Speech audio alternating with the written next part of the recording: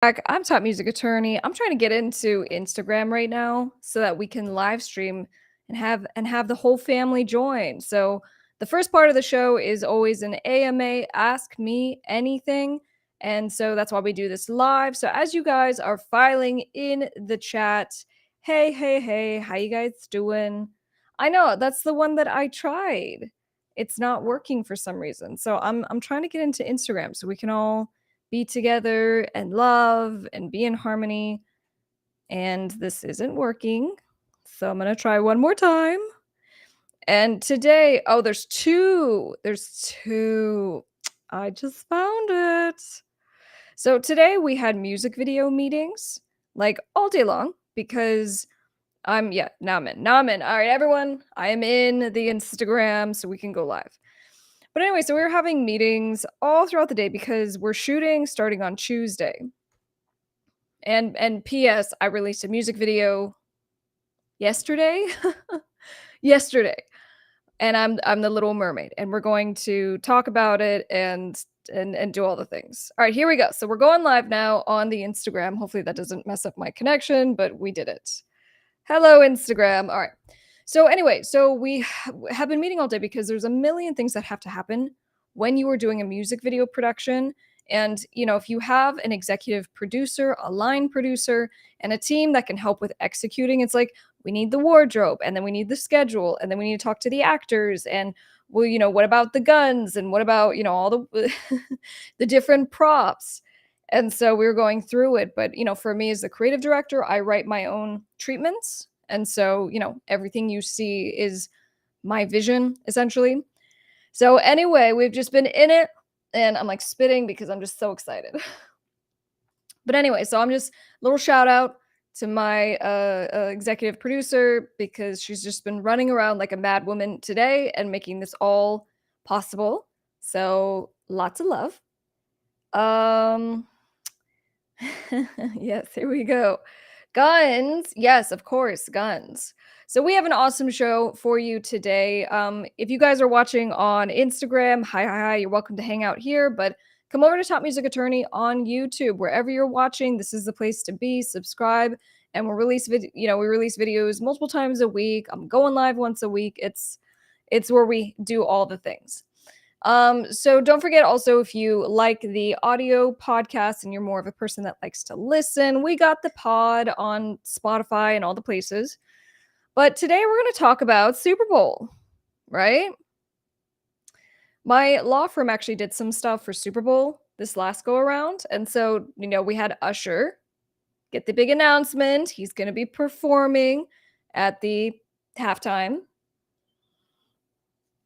which is awesome. And, it's resulted in basically a huge explosion of new streams and all the things for his music. So we're going to talk about that a little bit, but do you guys who watches the Super Bowl here? I watch the halftime show. I'm going to be honest. I'm a terrible person, and I don't know too much about sports generally. I don't know. But also we have a big update with the Writers Guild strike. So the strike has ended, but there's consequences. There's things that happen, and we don't know if this is going to go through. We don't know if this is a, temporary kind of hold, because there still needs to be a stamp of approval happening. So we're going to talk about all of that. And then in artist tip land, so on YouTube, that's right, here on YouTube, Top Music Attorney, we cover all the things to help you with your actual music career. So I've done about $9 million in music catalog sales over the last 12 months. And that is a very complicated, long, drawn out process that is so fun, and I like to do it. But I wanted to give you guys an overview of what a music catalog sale looks like, and then also to walk you through it so you can be prepared if you have this opportunity at some point in your career or with your business. We're also going to talk about 7 tips for singers who are looking for producers. So that was definitely me for a time where I was just looking to basically take my songs and work with, someone else. And I'll talk about kind of my progression, but I'll give you my best tips for how to do this. Okay. All right, so let's check in the chat. How you guys doing? Where are you checking in from? And what time is it? Hello from Utah. Hey, what's up? Glad you could be here. Yes, we have the new song and video. It's Little Mermaid. I did a cover song of Part of Your World. Oh, look at that. Thank you, Mr. Producer. So I covered Part of Your World, and then we released the music video yesterday, where I actually transform into the Little Mermaid, and you guys are blowing up that video, and I appreciate all the comments and all the things. So thank you very much. But anyway, yeah, where are you checking in from? What time is it? Drop your questions in the chat, the first portion, and at different points throughout the live stream. It's an AMA, so ask me anything. All right, hello on Instagram. Checking in from Georgia, 808. If you guys want, come over to Top Music Attorney on YouTube right now so that you can be a part of our family.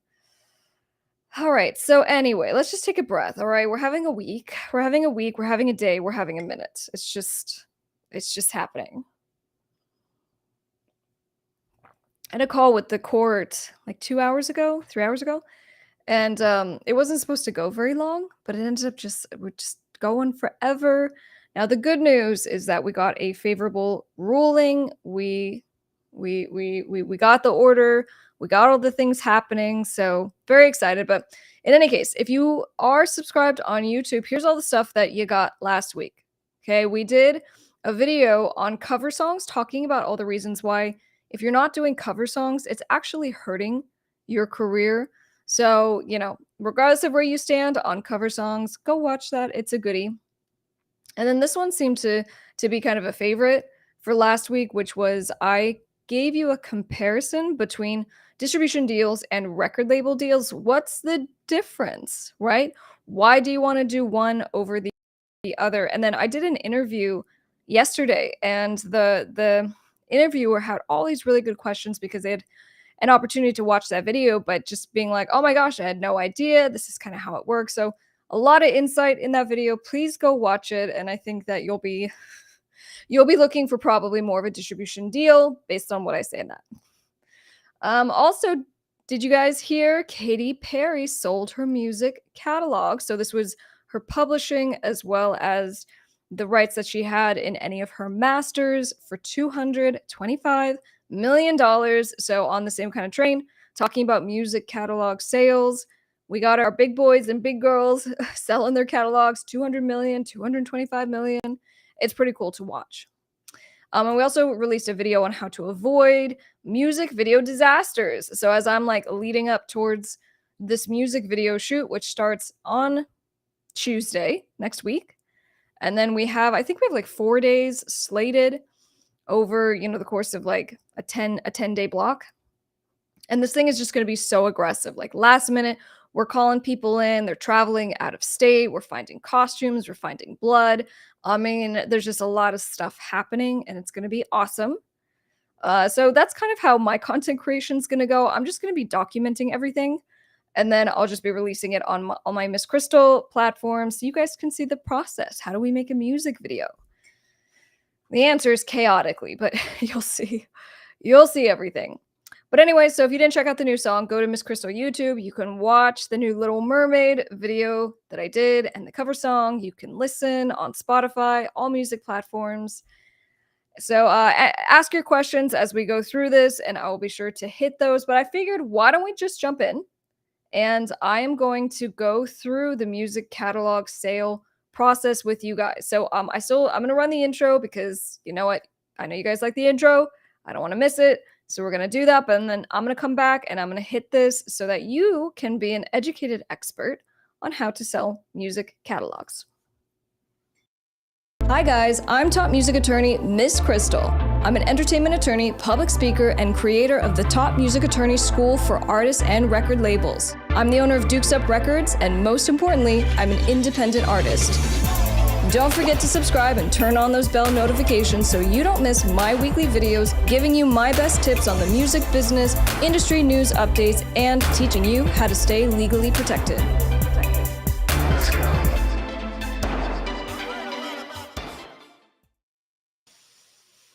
All right, guys, where are you checking in from and what time is it?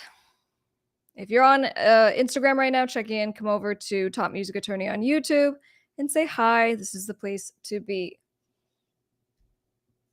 All right, people, let's do this. In the last 12 months, I've sold roughly $9 million in music catalog. And I've gone through this process, and it is, for me, very fun. But there's so much involved. And so, if you are watching this video, you are probably someone who is interested or about to sell your music catalog. So, I want to walk you through the process of what to kind of expect, but also how to prepare. So, if you find this video helpful, please be sure to give it a like, share it with someone in the music biz so that we can all learn and grow together. So, the first thing that we're always going to do, and this is for anybody, I don't care if you're a no name or you are Justin Bieber, who, by the way, sold his catalog. We had Justin Bieber and 50 Cent and Dr. Dre. And, everyone's selling their music catalog. So, this is why it's that much more important to talk about because this could be you very soon. But the first thing we do is a valuation. So we have to determine how much is the catalog worth. And so you ask, how do we do that? So we're going to look at statistics for and analytics for your specific catalog. So that's going to be things like statistics of, your streaming, your downloads, royalty income reports, and we're going to do this typically over the span of the last 12 months because this is how we are again coming to that valuation of how much is your catalog worth. So, in other words, how many streams are you getting per month on Spotify, right? How many downloads are you getting on iTunes? So we take that number and then we do a multiple of a certain amount. Now, this is the part where having someone on your side that's a little bit more of an expert helps, but typically the multiple will be on the low side, maybe 12. Now, if you have a more valuable catalog, we get higher. So we might be, let's say, upwards of 17 or 18 on the multiple. So let's say, you're making $100,000 a month, then we're going to multiply that amount by, let's say, 15, 17, 18. Now, I will tell you that we've covered this so much and talked about it, but like if you're a Bob Dylan, selling your catalog, you might get a multiple of 20, 21. I mean, I've heard of 22s, but really you're going to be probably closer to like a 15 or lower. So anyway, this is how we come to this number. And so everyone can agree on it. It's not based on our feelings. It's literally based on how much money has the catalog been earning. So then what we do after that is we go, okay, so we have a buyer. The buyer is interested. Typically, we're going to put together what's called a letter of intent. Now, the letter of intent is really a glorified placeholder agreement. And so it's a short form version of the big long agreement that we're ultimately going to do, which is called a purchase agreement. And the letter of intent is going to have a couple really important things in it, right? So it's going to say, Top Music Attorney is looking to purchase, Johnny J's music catalog hereafter specified in Exhibit A. So there's going to be a little schedule attached to the letter of intent. And then there's stuff in it like, Top Music Attorney wants exclusivity. I don't want anybody else offering to purchase this catalog while we're having this discussion because there's a bunch of steps that have to take place. So while I'm taking time, I'm using my team, I'm hiring my attorneys, and we're doing all the things to figure out if we're actually moving forward with this, I want to be exclusive. So that's something you often see in letters of intent. It also usually defines the timeline. So we go, if we haven't made a deal and signed a purchase agreement in 6 months, the letter of intent will automatically expire. That's pretty common as well. But then we get into things like, well, what if the deal, goes sideways and we have a dispute? Where are we going to duke it out? And so in the letter of intent, it will specify what choice of law applies, what's the jurisdiction. So for you, what that means is you want to get the choice of law and the jurisdiction where you are located. This is really important because if there is some kind of issue, you don't want to have to go hire an attorney that's in a different state. You don't want to have to travel for court appearances. We talk about attorney's fees. What if we need to enforce? Can we get our attorney's fees? So even though it is a short form version of a full purchase agreement, there's still The main terms, we call them material terms. The main material terms are what you see in these letters of intent. So all good. We're feeling good. We got the main, terms in place. We have a general valuation. We go, top music attorney is going to purchase your catalog for 1.5 million based on the valuation. So then we sign this thing. Now, the letter of intent typically will say this is only binding if certain conditions happen, and then we'll specify what those things are. So even though it is an enforceable agreement, what we do is we say in the agreement, it's not going to be enforceable if it turns out that I don't actually own it, right? Or I would say if I'm purchasing it. So if you don't actually own your catalog, if there's problems, I'm pulling out. I don't have any obligation to follow through on this deal. The deal is enforceable when we actually sign the full length purchase agreement. So we have now a valuation, we have a letter of intent. And so now what happens after we sign this letter of intent is roughly over the next 3 to 4 months, we're going to go through chain of title. Chain of title is where we basically go through all the documents for the sale, where you prove your ownership and just to show that you can actually transfer ownership to the buyer. So in this case, top music attorney. So I wanted to show you literally a document that I put together, which I send to clients. Okay, so you're getting the actual. I like how I just close it. So let me open this again.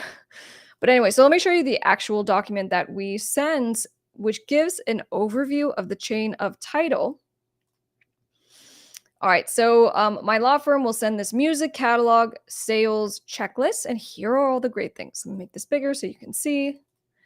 So we need a list of all the titles if you are selling albums, if you are selling EPs or singles.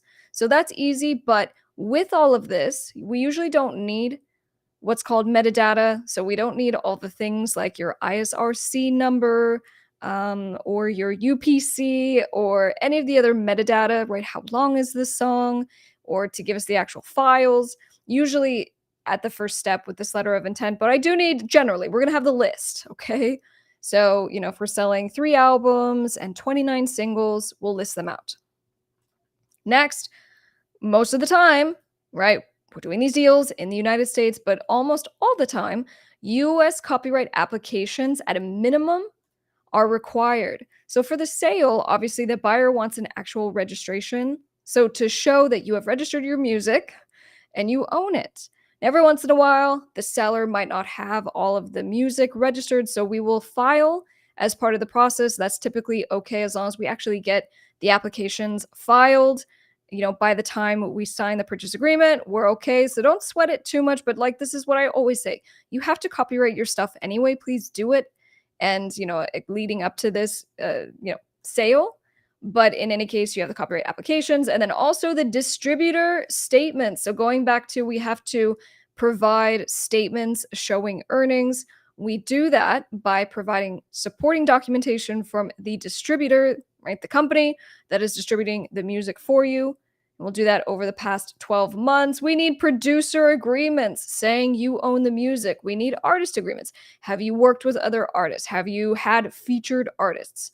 We're also going to submit work for hire agreements showing that you, in fact, own 100% of the music. And so this is where wrinkles come up. Okay, so you're, let's say, an artist or a record label or music manager, whatever your role is. We're often moving so quickly that in the creation of the music, we forget to have someone sign something. We forget to have the featured artist sign an agreement. We forget to have the producer sign over a work for hire saying that you own everything. And so what we will have to do as part of the sale is to retroactively go back and get that person to sign, which may or may not be a problem, right? So if it's like, a close friend, he might be fine, cool, we'll get the agreement signed. But sometimes we can't find these people, and that can ruin your deal because the buyer wants to have full chain of title to say, I'm not going to have any issues. Because guess what happens? If we sell the catalog and then after the fact, we didn't get something from one of the producers and the producer comes back and has a claim against the new buyer, that buyer's going to sue you because you didn't do your due diligence. So that's why we care about this stuff. All right, so also we're going to need, copies of all licenses. We need to know, what TV shows, what movies have the right to feature the music. We need distribution agreements showing what the terms are. We need featured artist agreements. We talked about that. And then we're also going to need the actual files. Okay. And it's not just the final versions of the music, but we need to supply things like instrumentals if you have them. Do you have remixes? Do you have splits? Right. So, do you have the actual instrumental sections in different parts, like a drum section? Do you have the vocal section?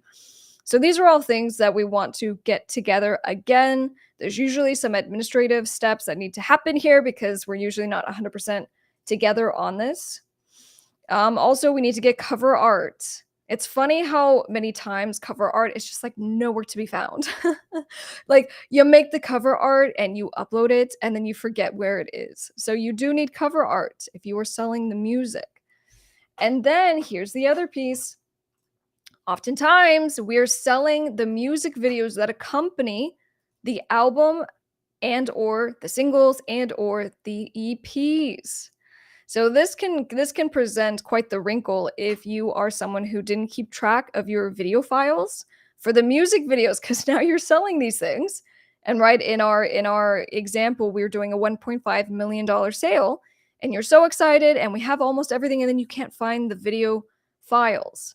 So at least with my office, we have a creative way to help you with that because we've run into this problem before. So you want to have not only, a creative lawyer to help you with this catalog sale, but also if you run into issues with your actual materials. So anyway, so that's an actual overview with like the checklist of what I and my office send to actual clients. Okay. So now hopefully we have all that stuff together. And through the course of the 3 to 4 months that I was describing after we signed the letter of intent, we're putting all that stuff together. As we get it, we're delivering it to the other side. The other side are doing their due diligence checks. They're checking the copyright office. They're reviewing all of our stuff. They have to actually review all the agreements that we submit. Just because I'm like, hey, we got the producer agreement. Here you go. It doesn't mean that it's legally sufficient. And so they might come back and say, hey, great producer agreement. We can't use it. All right. So not only legal chain of title, right? But now we get to do the negotiating of the purchase agreement. So we have the full length agreement, and these things can be beasts. I think on the last deal I did, the final the final document was something like 200 pages. Now that's with exhibits and extra stuff, but just the point being that there is a lot that goes into negotiating all the terms. So here's some stuff that can come up down the line that we don't really think about. So again, you are the seller, you're going to make $1.5 million on this deal. So if I am purchasing your videos and your music, well, as it relates to the music, I might want to advertise and I might want to be able to do that on your actual artist profiles. And so I will negotiate and say that I have the ability to have access to your accounts as an advertiser. And you may or may not be okay with that. But for me, I want to be able to market the music to your fans because your fans are the ones that love you and are listening to your stuff. So that's something that we typically have to negotiate. We might also negotiate access to your YouTube channel. So same thing, for example, if your videos are on your channel and they're performing really well, I don't want you to take those videos down because they have the hundreds of thousands of plays or whatever's on them, right? They look real good. So I will want to keep the videos up on your channel and I'll say, in the contract, you can't do anything to delete the videos. You can't do anything to cause the deletion of the videos by accident. So here's all that's just an example of how we end up getting a little bit more in the weeds once we are negotiating the actual purchase agreement. So, beyond that, having someone who's familiar with this process is really important because people get off track. Okay, there's so many moving parts, and you need someone who has the ability to keep the other side on track, but also just to keep track of what's going on. Because, you're paying money through this process for the team that's helping you. And so you want to get it done as soon as possible. And beyond that, it's planning for the future. So we get the deal done. You get the transference. It's usually not the full, let's say 1.5 million. You're not going to get that in your bank account as soon as you sign, typically. there's going to be an amount that is held back. And that's because, what if something happens? It's like a contingency amount. So we go, we're going to send you 900,000 upon signing, and there might be a certain amount that's held back. Let's say it's 600,000. And that's because over the course of the 90 days following signing, we need to make sure that all the last due diligence items are delivered. We need your files. We need the last contracts that might be outstanding. So you don't get that money until certain contingencies happen. So again, it's amazing. It's exciting when you sell a music catalog for sure. But there's so many steps that go into it that by the time you actually get the money in your bank account, you're like, oh my gosh, thank goodness this is over. So again, having someone to help you is really paramount. And that's definitely what we do over at Doug Otto Entertainment Law. So if you are in the process of selling your catalog, if you want to sell your music catalog, you can reach out to us at delgadoentertainment.com. And we look forward to helping you make your millions. All right, guys, I see you all filing in. How's everyone doing? Hey, hey, hey. Let me go back to the chat and make sure I didn't miss any questions. I'm sure we did. Something else. I didn't mention this last week, but we just rolled out. Hey, what's up? I think I saw you over on Instagram. Did you come over from Instagram? If so, you are wonderful and I appreciate you. How can you license music? And what are the steps to take? Well, it depends, right? If you want to license your music for, let's say, sync placement in TV and film, you definitely want to have a way that you're reaching out to music supervisors. You want to present your music in a certain way. So I take people through this through my course. If you're interested in working with me, I can talk you through that process. Just DM me on Top Music Attorney. But I also have videos on Top Music Attorney YouTube showing you a little bit of how this works. So watch those videos on the channel, and I kind of can walk you through it that way. Happy Thursday. What's up? Let's see. Over on Facebook, question, would there be clauses in the contract? So are you talking about with the purchase agreement? Yes, clauses or provisions or sections. It all means the same thing. There's a lot. And so you want to make sure you understand all the things. Okie dokie. So anyway, we have a free jumpstart training that we just rolled out. And is it in, Mr. Producer? Is it in the chat? Where can people get that? Okay. So yeah, it's in the description if you are watching on YouTube. But this free music business jumpstart training, there are no strings attached. You will enter your email and you'll get access. And so it's a video training series which has different downloads with it. And I worked on this forever because I really wanted you guys to get the same experience that you get when you hire me, like through my law firm, but you get this for free. So I basically like sit down with you through this jumpstart series to talk about your music project, your music business. What are your goals? What are the things that I think you should be working on? And then, I have like a free marketing guide in there showing you what my actual marketing schedule has been. And so that's just one of the biggest things, regardless of what you're trying to sell. If you're selling your music, if you are selling your services because you're a music producer or a singer, you really need to have this stuff, in process, which includes not only your music marketing, but also the free split sheet. And that's for if you are collaborating with others. Okay, so make sure you go and get that. Yeah, it's topmusicattorney.com/music business jumpstart. There you go. Am I a Disney princess now? I've been Cinderella and I've been Little Mermaid. I don't know. I'm kind of gauging whether I'll just kind of end it there because we're going to be moving into now my original music. And so this music video that we're shooting starting next week, I don't know. I think everything's going to be going and shifting now. So I had my moment. Yeah, the link is in the description if you need it. All right, cool. So why don't we see what's going on with that Orko, and let's jump in. And we're going to be discussing a couple of things going on in the news. We have the Writers Guild.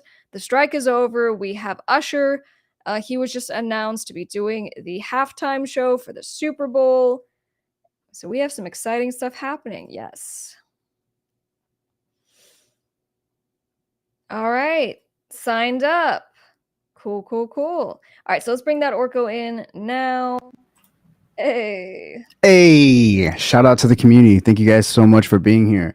If you are watching on Facebook or if you're watching on LinkedIn, come on over to Top Music Attorney on YouTube. This is where we broadcast from.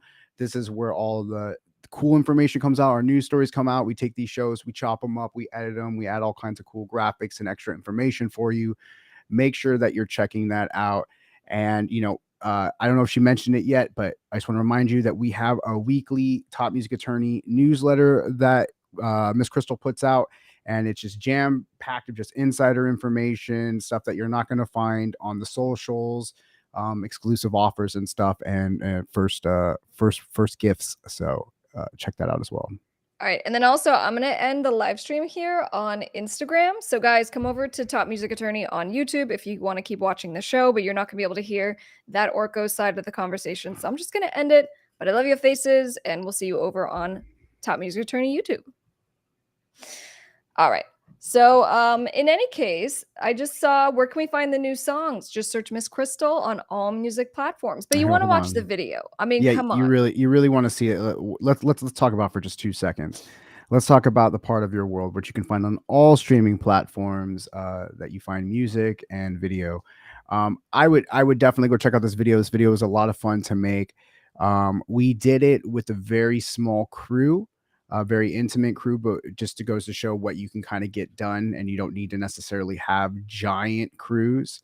I mean, what was our crew like? 3, 6. Yeah, I was gonna say, yeah, like 5 or 6, right? Yeah. So I mean, you could really get a lot done. It's just a matter of just and with a limited amount of space that you're working with, you can just get real creative with your visualizers and your music videos.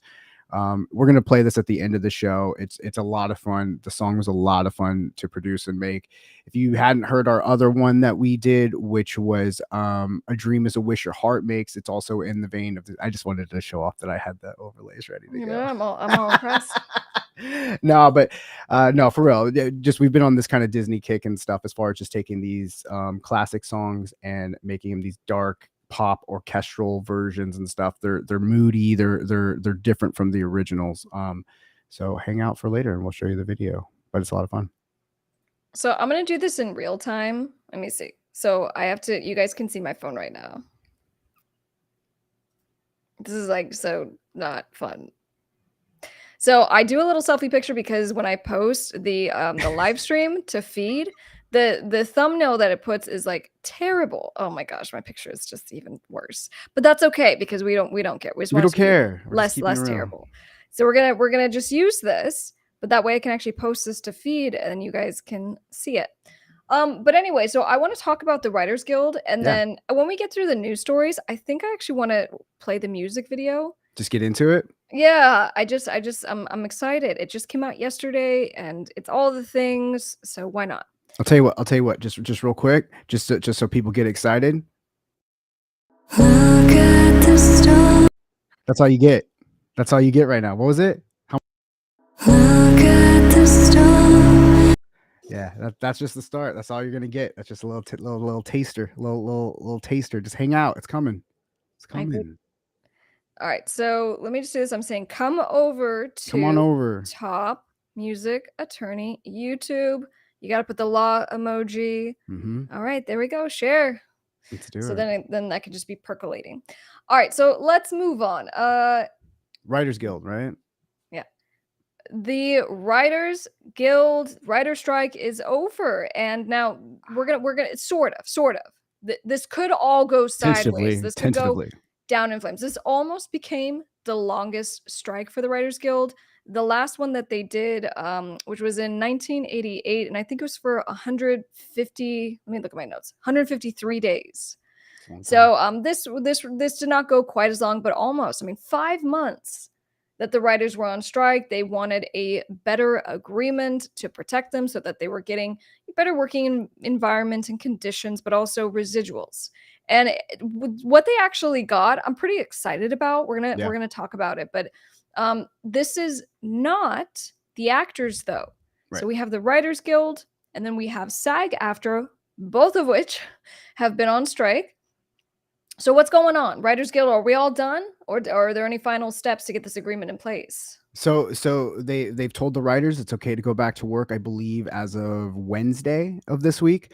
They are still continuing to have different meetings and discussions to handle out the details, but they have a basic outline of everything. And then I believe that the Writers Guild of America East and West, they have to have a final vote. And then that's when they decide on, if they're going to accept it. But everything looks like it's a go. I don't think at this point it's going to backtrack. They're just kind of they've released some of the details, which I'm sure you're going to get into, of what it overlooks. But they're just kind of getting the things. But the other thing that they're talking a lot about in it for the writers are about AI, which is a huge concern and something that we talk a lot about on this channel. So I from just kind of skimming just some of the things that you're going to go into. I mean, it looks like it's looking pretty good. It's looking pretty good. I mean, I don't know how far they had to come down from the negotiations, but I mean, it's a step. No, when it comes to negotiating deals, especially settlement deals, it's both sides are always unhappy. Someone's had to make a concession far beyond what they ever wanted, but the AI stuff stood out to me for sure. So let's go through it. AI can't write or rewrite literary materials, and AI generated material will not be considered source material under the MBA. So the MBA is the agreement that the guild has to abide by, and those who are hiring guild members, right? Or members who are a part of this guild. Yeah. So basically, it's meaning that the AI generated material can't be used to undermine a writer's credit. So Right. this apparently was a big deal. And they're like, don't go and use ChatGPT and then be like, this wasn't written by me, or I'm now a co-writer. So I thought that was Well, interesting. well, I mean, I would imagine like, if they're going to do like another like Nightmare on Elm Street movie, they can't have AI write all the characters and everything, that everything was based on a Freddy Krueger and writing the new Freddy Krueger, AI doing it. That's kind of how I saw that. And yeah, no, I mean, that's great. Like, let's Now, conversely, there was a question in regards to what if writers are using AI to assist them, right? Because AI, right, ChatGPT is really helpful. Now, right. that is allowed. And this is what they say, they go, a writer can choose to use AI when performing writing services if the company consents and provided that the writer follows applicable company policies, but the company can't require the writer to use AI software. Okay. Now, So I have a question about that. So as I'm hearing you say it, so that means that it's up to the writer's discretion whether or not they want to kind of use AI as long as they run it by the company. Cool, cool, cool, cool. Could I mean, obviously we don't have the whole document, so we can't see. It's just a summary of the kind of breakdown of it. But could the movie studios hire a writer that does decide to go ahead and use just AI and stuff, but it's kind of like with a like a little wink and a nod, like, oh no, we got a guy that'll do it. We got a guy. it sounds like the biggest thing is just like disclosure. It's allowable, but it can't be used to again undermine the credit obligations for the actual human author. But guys, remember we talk about this. When you go to register the copyright for, let's say, a script or a screenplay, you have to disclose if some of it was written by AI. That's really important because Yeah, because if you don't, and then you go and you try to enforce your copyright and it comes out that some of it was written by AI, you can get your registration canceled. And that can really mess you up when it yeah, comes to statutory damages and attorney's fees. So it kind of sounds like, all right, so, if certain materials in any way include AI stuff, the company needs to know about it, right? The right. studio, the writer also needs to know about it. They And don't then what is care. it? The WGA reserves. What was It all that? they don't care. It all just seems like it's all like this is all great because it protects the writers that are trying to do it. But with everything that we read, I just see like a loophole. I'm like, yeah, they know they don't care. Like it's all on the up and up, and they don't care. Um, Right.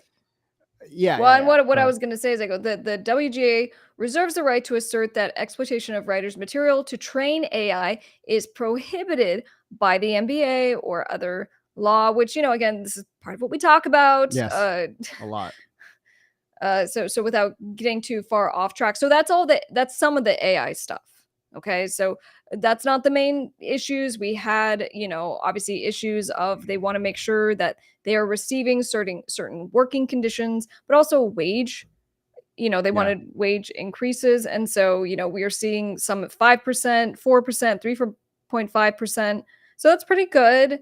Also, they want minimums when it comes to rules for TV writer rooms. But Yeah, the for thing that got minute me the most, like staffers, like a minimum amount of staffers that, that are on a show or something, or that are in writing things. They just want to make sure that that they're actually hiring writers. I think that's the main thing. I think that a lot of it does have to do with the underlining of AI, just to make sure everyone's kind of keeping an eye on everything and humans are being employed.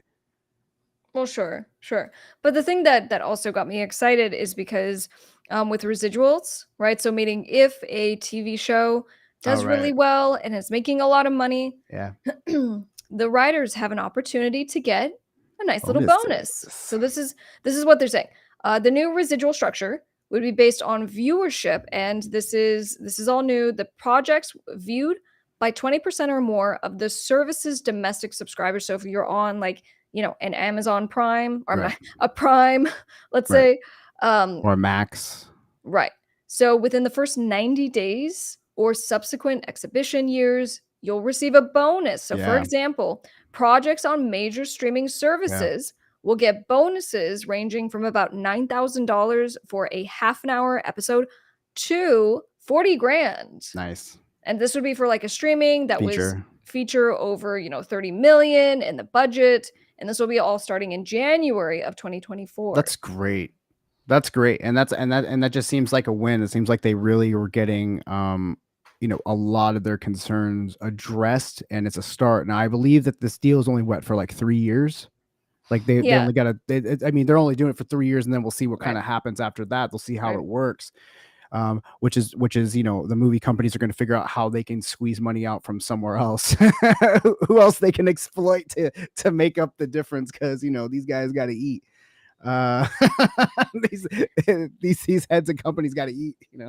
Well, the other good piece of this is that there has to be data transparency. So for these Yeah, companies also, they have to give transparent data reporting on what's being earned. And so, this is all good stuff. You know I what I'm love saying?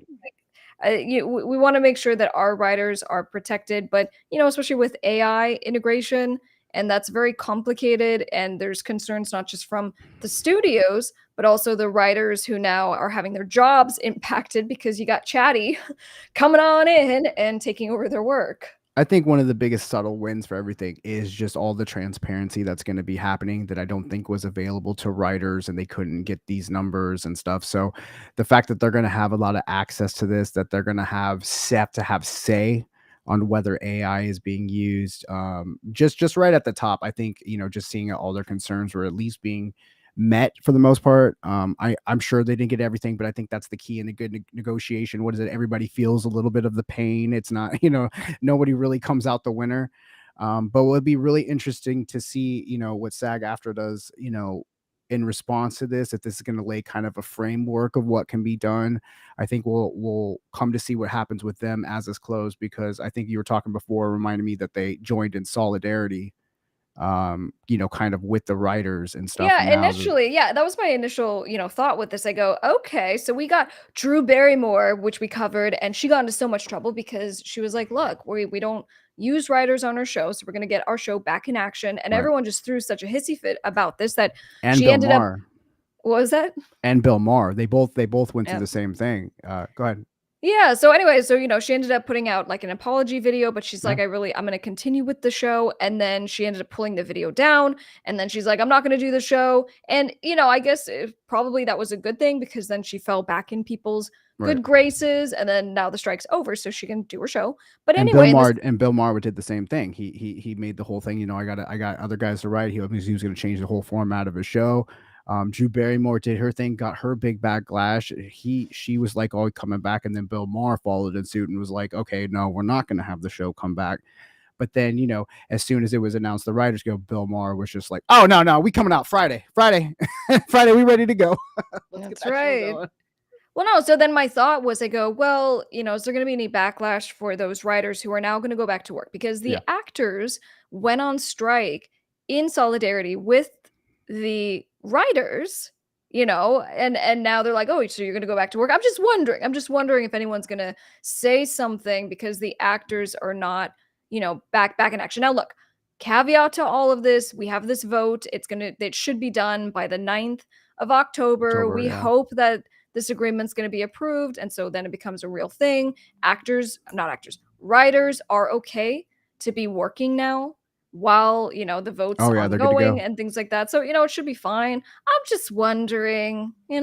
I think you're gonna see. I think you're gonna see. I think because this did just happen this week. I think we're gonna see the Actors Guild or the actors and kind of following suit here soon. I think they're gonna True. look at this framework and just seeing what it can be done. It's encouraging because it's a step in the right direction. So I just kind of hope that this just kind of inspires it because, the I'm not one of these guys that's like, Hollywood elite, Hollywood elite. I like my TV shows, the ones I like to watch, and I like them to get back in production, please. Whatever. Just leave it at that. You know what I mean? What do you want me I'm to tell with you? you. I'm What with do you want you. me to tell you? Like I got that shows I'm recommending to you right now. Let's talk about that Walking Dead City. That thing is probably some of the best Walking Dead that I've seen in Yeah. For years. that's a good for Walking Dead fans, the Dead City show is really, really good because it's just like back to the things that we wanted. We're tired of seeing Negan not being Not Negan. being But Negan. he got Negan's to be himself. He got his lines. Not to give away too much, you know what I'm saying? But it was good. Now that Daryl show. Daryl Dixon's it's a little Oh different. my It doesn't feel like a gosh. Walking Dead show. I'm still in there because the best thing about the Daryl Dixon show is that they are slowly dripping these things out. So it's like I can gain my strength to sit through the hour. It's okay. It's just slow. It's just not is it's just boring, to be honest. I don't know. It's just boring. Maybe it'll pick up. I don't really care about Daryl and all these kids and like, oh, like everything's whatever. Like Dead City is just all action. It doesn't let up. It's all vibe. It's all mood. It's dark. It's the Yeah, way no, that The Eric, you Walking Dead gotta you should gotta be. check out Dead City, and Dead because City. that's we got through all the episodes of Walking Dead. It was It was rough painful. there. It was rough. It was painful getting through those Walking Deads. I mean, it was real tough after they got rid of the governor, which I think was like season 3 or 5, and then they brought in Negan, which was interesting, and then they made him not Negan, and he was just like this like weak Negan. I didn't like that. Um, and then I don't know what happened at the end there. I mean, it was a rough watch at some of the stuff, but this Dead City is good. I can recommend this Dead City for sure.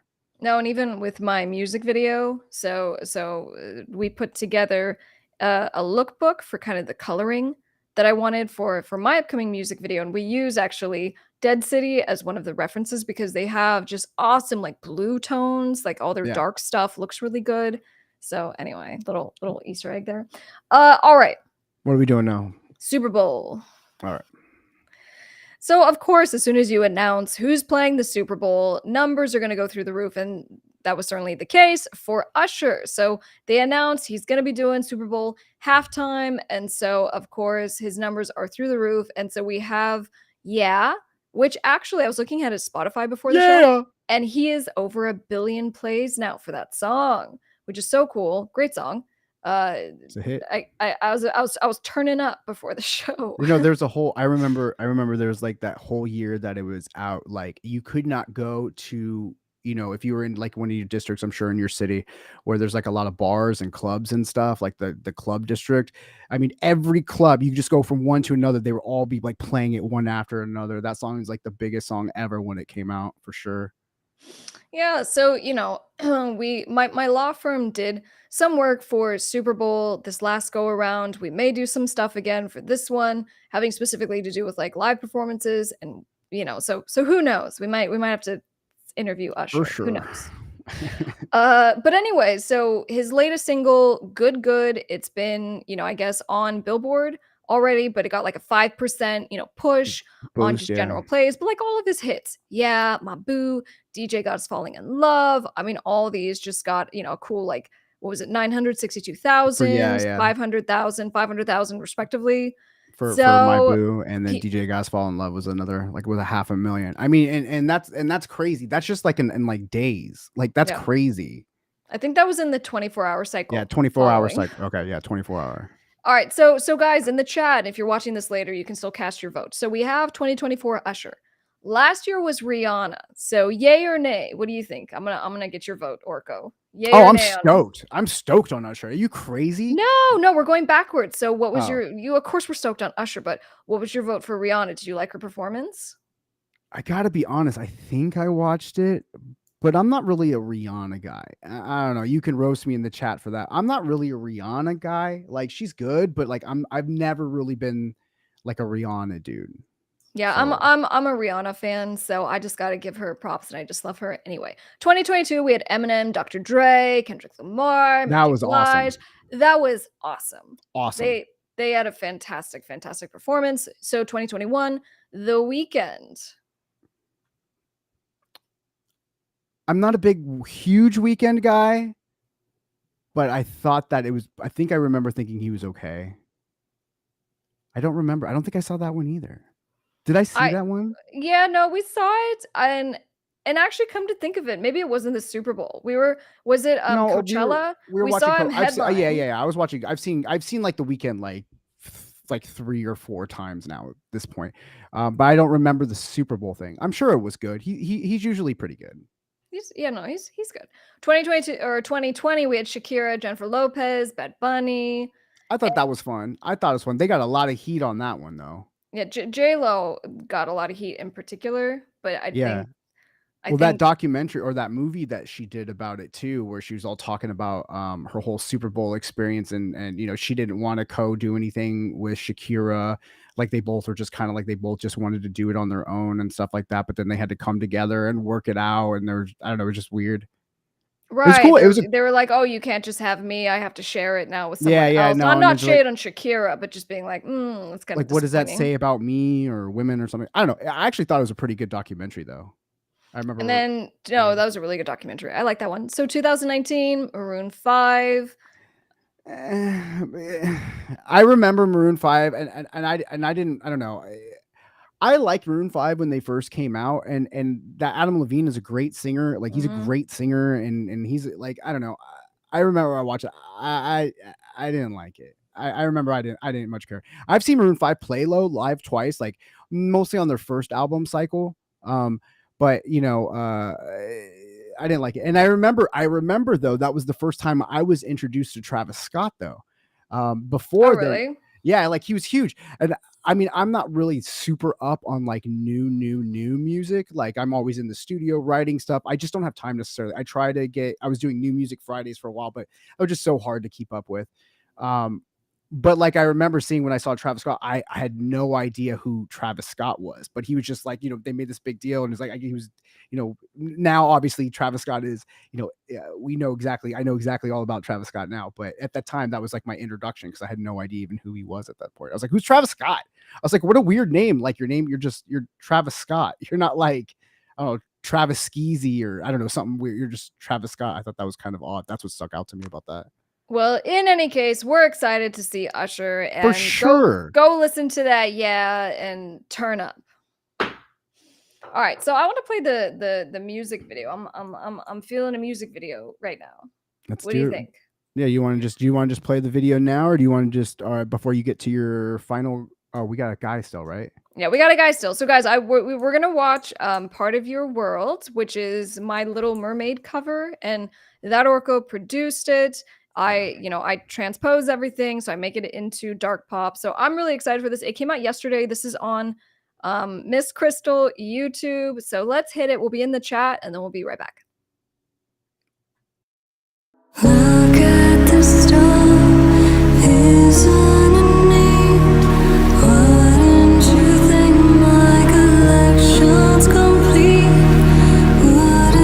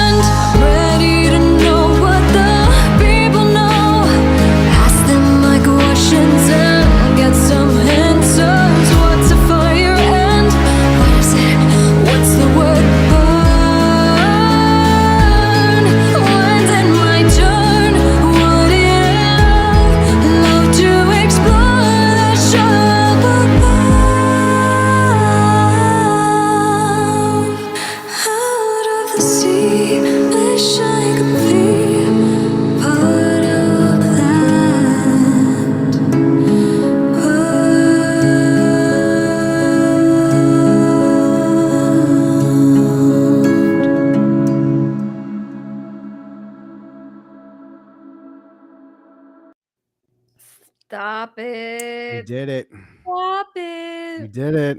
That's it. That's the song. That's the guy. That's the Alright, friend. you Part of ready your world. to talk about some singer tips? Guys, if you wanna go listen to the song, which you need to, please go listen on Spotify and add it to your playlist. Very good. So, being a singer and a songwriter, I had to find someone to work with when I was in my teens. And it was kind of the first time I realized that I really needed to just learn how to produce myself because I didn't have anything to show. So, Right. what I ended up finding was that, there's certain things that you need to know and tips that you need to just have in your back pocket for just finding producers to work with. Now, that Orko, in fact, is a producer and he is my producer. Hey. So I thought he'd be perfect to talk with about this. Now, if you are a singer, or if you are, let's just say, someone who's getting into singing and you need a producer, this video is for you. Be sure to give it a like right now. Now let's hit it. The first tip that I wanted to go over is just know what it is that you're looking for. I made Right. this mistake because it's not that I didn't know what I wanted. I was doing dark pop, kind of writing my own music, producing my own stuff in the beginning. And when I started finding different producers who were in different genres, I ended up going into the genre that they were doing, right? Right. And that's just because, cool, like let's try things, let's collab. But it ended up taking me off track a little bit because I wasn't doing what I wanted to do. So I kind of ended up getting more into like EDM and mainstream pop. So, my first suggestion and tip is define your sound and what you want to do because then from there you can decide who you want to work with. Sure. And I think that's incredibly important to have a vision, especially if you're really trying to put together some kind of project. If you're just starting out though, and you really don't know what your sound is, maybe you like all kinds of music, and you want to try different people out. That's a way to go. But I do find that a lot of times it's singers that are, they just know somebody who goes, I make music, and they're like, cool, well then make music and let's do some music, and then they're just in whatever genre the producer is making, because at that point they're already more comfortable at making music. So I think that that's a great, a thing to just have your vision when you're ready. But if you're just checking things around or whatever, but have some kind of idea of what you want to do for sure. 100%.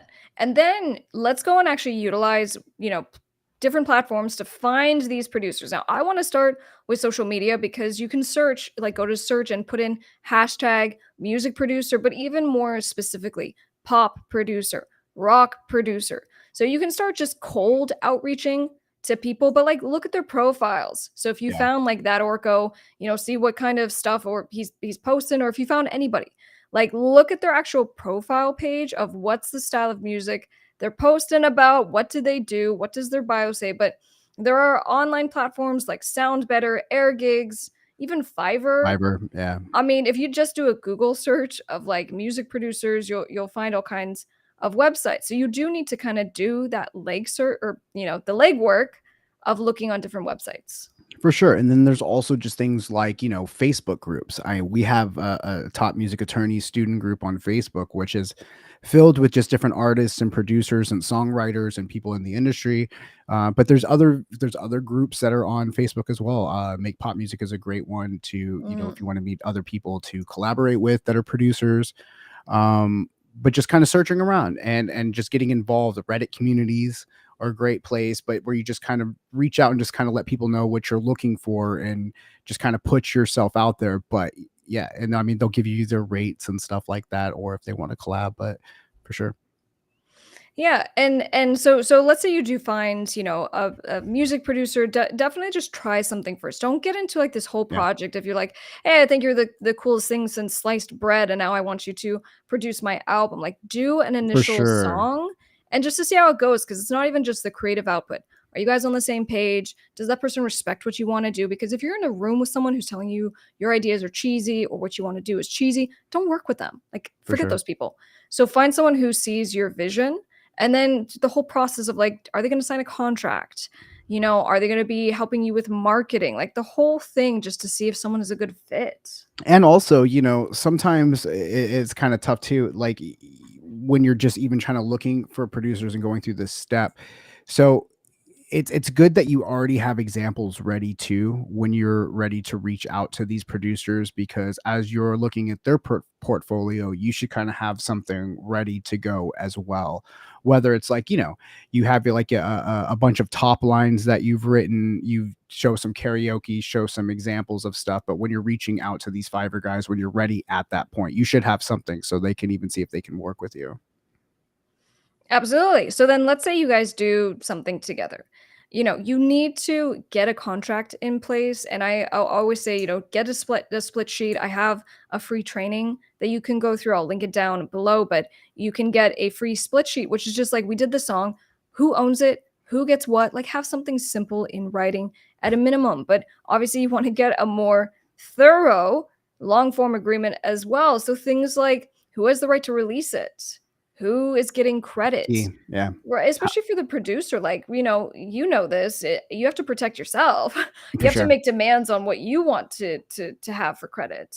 And it like the other things like exclusivity. So, a lot of producers will kind of like double dip with a lot of their beats. Like, so if you're a rapper and you're getting a beat, they might send it to somebody else has that same one. Like, are you having an exclusive beat? Are you getting your beats from beat stars? You know what I mean? But if you're looking, it's all aspects of a producer, not necessarily somebody that just makes a beat for you, but somebody that's actually helping you shape your song and bringing your vision to life, as it were. Like, there's a lot of times beat makers are, they'll just say they're producers, but they're not actually producing a song. They'll just kind of write a beat and then they'll send it out, or they'll just have it available.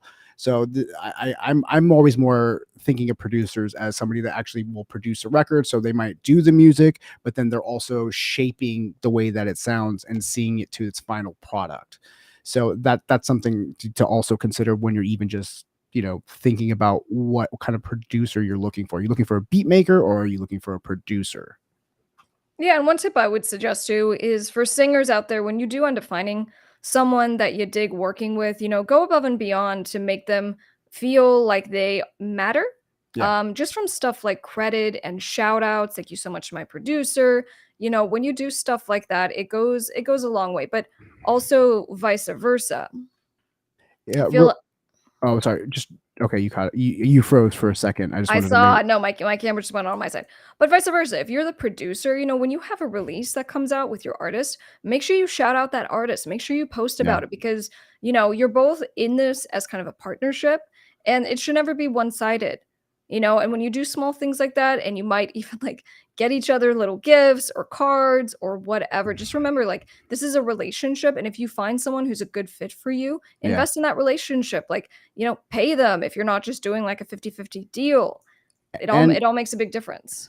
like like a little pro tip, if let's say maybe you have a little bit more of a budget to you, then just like with mixers and mastering engineers, um, you know, go for the people that you kind of want to work with. Look at the credits on albums. Go to Wikipedia, see who did the production on a certain song. You heard a song that came out.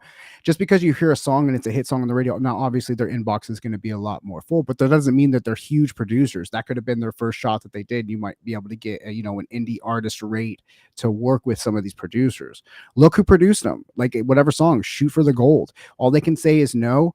Obviously have a budget ready, but if you have a budget, do it. But you should be reaching out to mixers, mastering engineers. You should be looking who did a lot of the records that you like because you can work with them. I know that that's how we literally will find our mixing and mastering engineers is we'll just like who mixed, this person's record that sounds really good.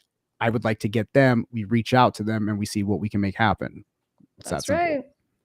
That's right. So if you are a singer and you are looking to, find a producer, these are some of our best tips, on how to find them, but also what to do once you find them. Yeah, And I'll just throw in a last one as far as just safety. Please, please, please, if you don't know someone and they're like a sure. bedroom producer, that's cool. Like don't go to someone's house that you don't know. Like take an opportunity to meet at a coffee shop, see what's up, take someone with you. Like I don't care Always if you're take a someone with girl or a you. guy.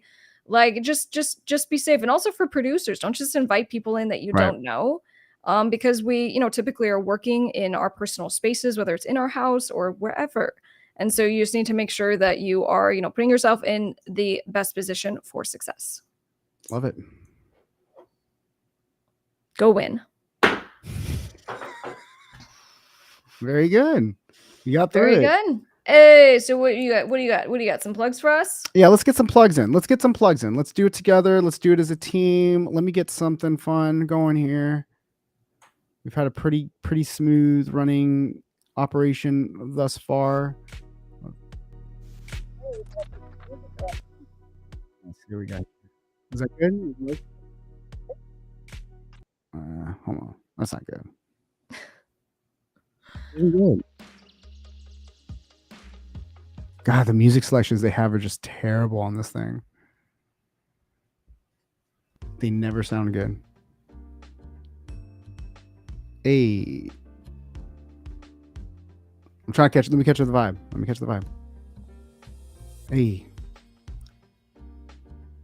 That's not good either, man. Come on, what are we doing here? Yeah, easy. She just sent me a note saying, "Come on." She wants me to hurry up. Just hold on. Yeah, like what are we doing here? We're having a good time. We're having a good time before we get this wrap up. All right. This is terrible too. Yeah, what I mean, I'm trying to terrible 1 through 3. I'm trying to catch a vibe here. All right, let's go for it. All right, so let's talk about a few things that we got going on. We mentioned it earlier. This is key. It's our weekly newsletter. You need to be signed up for this thing. You get all kinds of free goodies in it, exclusive tips, behind the scenes stuff that you're not going to just find on the IG or any of the other socials. Make sure you sign up for that. topmusicattorney.com/newsletter. So simple. Made it so simple for you to just go and sign up. Next, let's talk about the part of your world music video that we just showed you a little bit ago, and I'll probably run again at the end. So if you missed it and you just came, available on all the streaming platforms. Check this thing out. I produced it wonderfully, I might add. Miss Krystle sang it magically, I might add, and it's really fun. It's our second part in our series. The first one was A Dream You Wish Your Heart Makes, but today we're talking about Part of Your World. Also, if you want to work with Miss Krystle on a level of getting you to the next level in your career, you can DM her on IG and she can help you with your questions that maybe you didn't get answered in this chat. And hold on.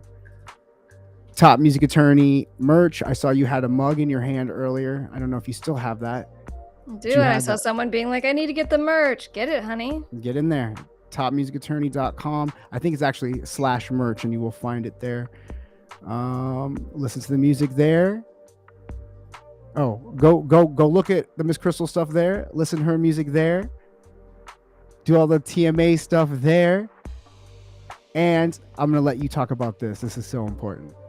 Yeah, guys, so I put together a free music business jumpstart, and so there's no strings attached. You'll just put in your email, and then you'll get access. It's a 4-step video, and you'll get downloads of a marketing schedule, a split sheet, and so it's basically all the things that I do with new clients that hire me through my law office. So I just wanted to have a way that you guys could get the same information, but for free.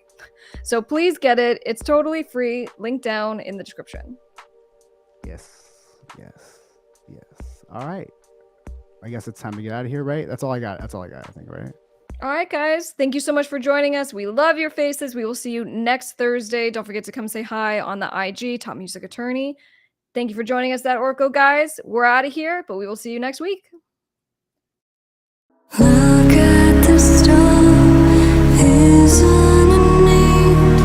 Wouldn't you think my collection's complete?